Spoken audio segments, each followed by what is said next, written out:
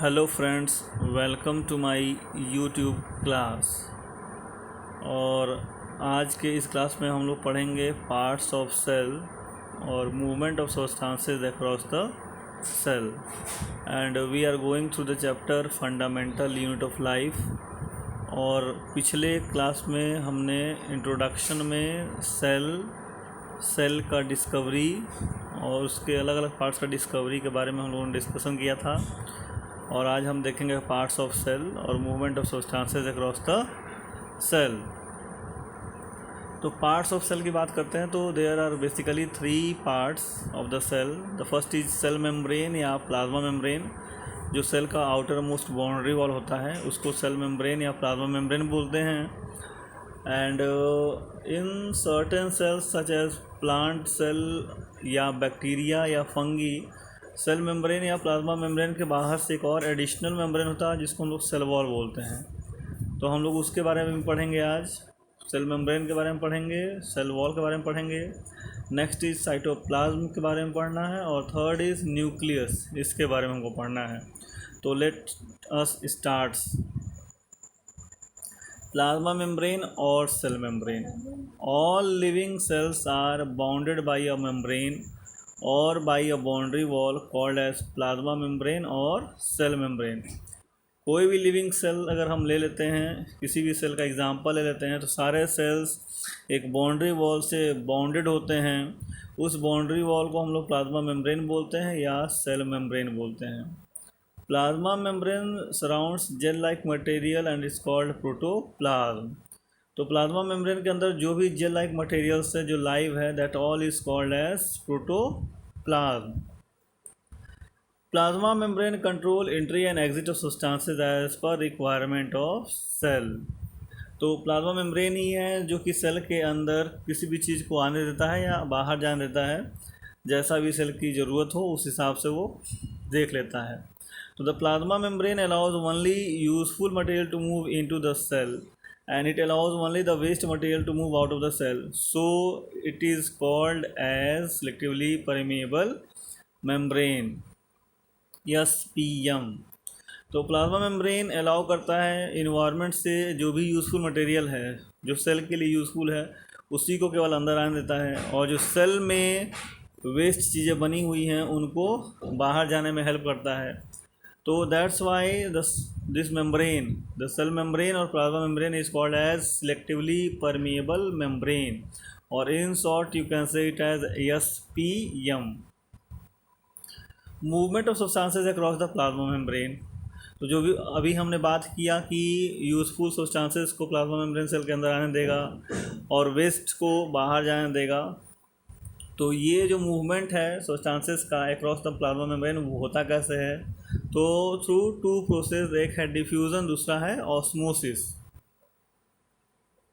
Diffusion क्या है? That is movement of gases substances like carbon dioxide और oxygen across the plasma membrane from the region of high concentration to the region of low concentration is called diffusion. Diffusion help in exchange of gases between cells as well as between cell and its external environment. When concentration of carbon dioxide increases inside the cell, it diffuses outside and cell. In the same way, when concentration of oxygen inside the cell decreases, oxygen from environment diffuses into the cell.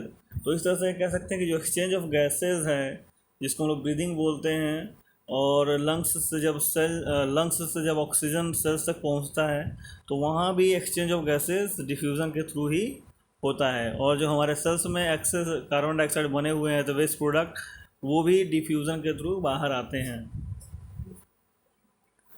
Osmosis. Osmosis is movement of water from the region of high water concentration level to the region of low water concentration level through semi-permeable membrane. Osmosis is of 2 types, endoosmosis and exoosmosis। तो endoosmosis क्या होता है? When the water from the surrounding moves into the cell, that is called as endoosmosis। और जो cell के अंदर का water अगर मूव करके बाहर जा रहा है, सराउंडिंग में जा रहा है, that is called as exoosmosis। The movement of water molecules across the cell membrane is affected by the amount of solute dissolved in it। तो जो बाहर का सॉल्यूशन है वो कितना कंसनट्रेटेड है या डाइल्यूट है, that will decide the water movement water movement. This means the water will always move from the region of its dilute solution to the region of its concentrated solution. तो अब ये decide होगा कि cell के अंदर जो solution है वो डाइल्यूट है या कि सेल के बाहर जो सॉल्यूशन है वो डाइल्यूट है, उसके हिसाब से वाटर का मूवमेंट होगा. Now effect of different types of solution over a immerse cell in it. अगर किसी एक सेल को हम किसी पर्टिकुलर सॉल्यूशन में डुबोते हैं, सॉल्यूशन वैसे 3 तरह के होते हैं, एक आइसोटोनिक होता है, एक हाइपरटोनिक होता है, एक हाइपोटोनिक होता है. तो जिस सॉल्यूशन में डुबो रहे हैं उस सॉल्यूशन का उस सेल पे क्या असर पड़ेगा, तो let us see. When a cell is immersed in hypotonic solution means dilute solution, means उसमें वाटर ज़्यादा है. The cell will gain water by endosmosis. तो ऐसे में अगर सेल को हम डुबोते हैं तो सेल के अंदर पानी घुसना शुरू हो जाएगा. Cell will gain water by endosmosis. Hypotonic solution means a solution in which surrounding medium has higher water concentration than the water concentration present inside the cell. तो ये हाइपोटोनिक सॉल्यूशन का मतलब ये है कि एक ऐसा सॉल्यूशन जिसमें सराउंडिंग मीडियम में पानी ज़्यादा है as compare to the water concentration inside the cell.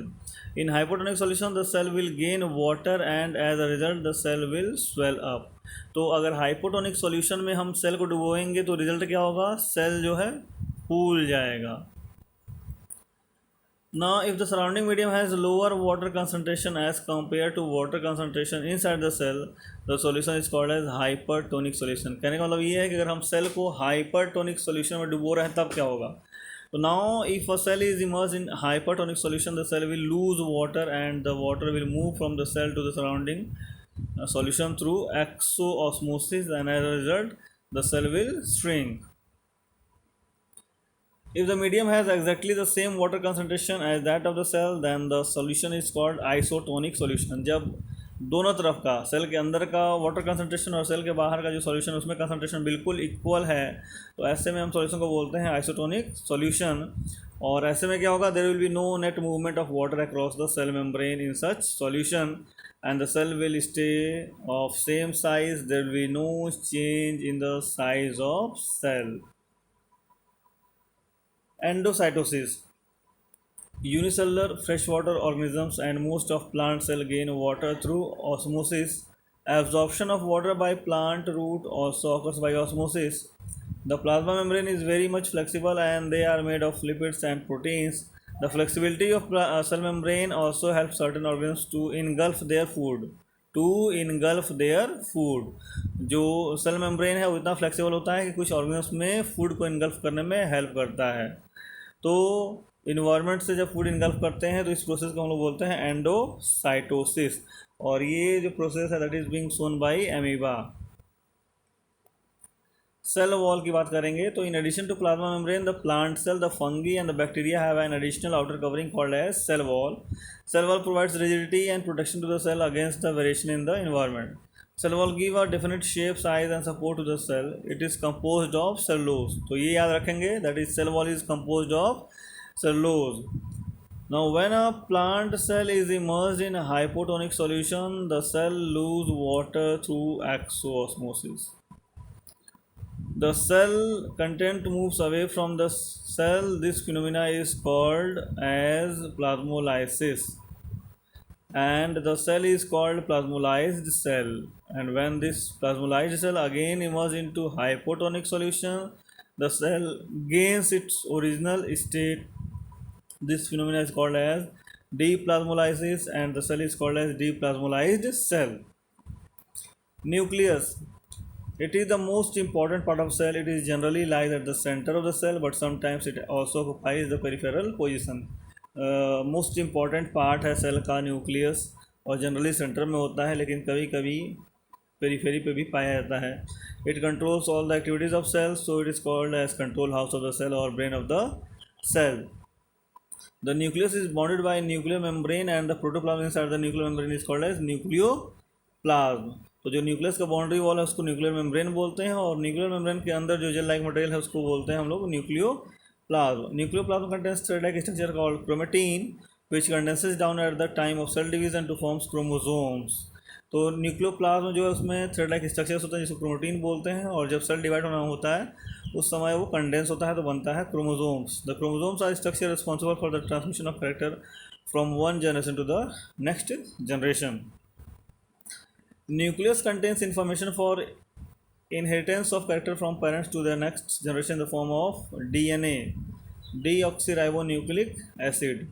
तो जो आपने क्रोमोसोम्स पढ़ा, क्रोमोसोम्स डीएनए कंटेंट करते हैं और डीएनए का फुल फॉर्म होता है डीऑक्सीराइबोन्यूक्लिक एसिड.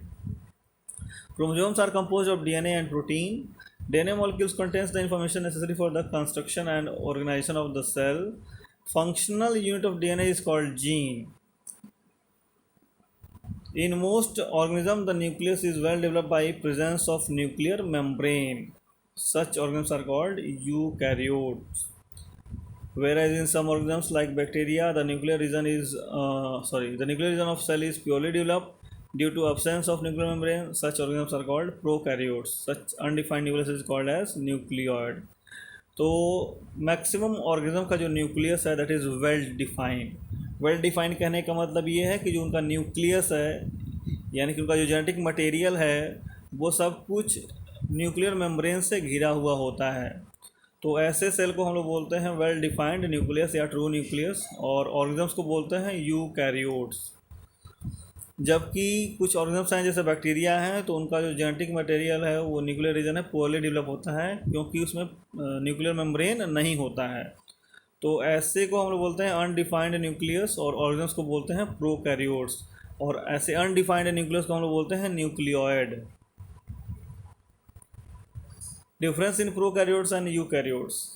जो प्रोकैरियोट्स होते हैं यूकैरियोट्स होते हैं उनके सेल जब देखेंगे प्रोकैरियोटिक सेल और यूकैरियोटिक सेल तो क्या डिफरेंस मिलेगा कि प्रोकैरियोटिक सेल जो है स्मॉल होते हैं, यूकैरियोटिक सेल लार्ज होते हैं. Prokaryotic cell do not have well defined nucleus, eukaryotic cell have well defined nucleus.